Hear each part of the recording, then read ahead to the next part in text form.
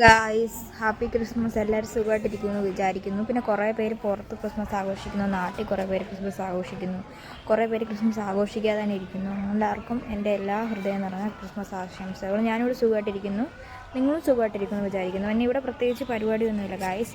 പിന്നെ താഴെ ഒരു ക്രിസ്മസ് ട്രീ വെച്ചിട്ടുണ്ട്, അതിൻ്റെ ഫോട്ടോ ഞാൻ ഇതിനകത്ത് കൊടുത്തേക്കാം കേട്ടോ. പിന്നെ ചെറിയൊരു വീഡിയോ കേട്ടോ, ഷോർട്ട്സായിട്ട് ഇടാമെന്ന് വിചാരിച്ചു.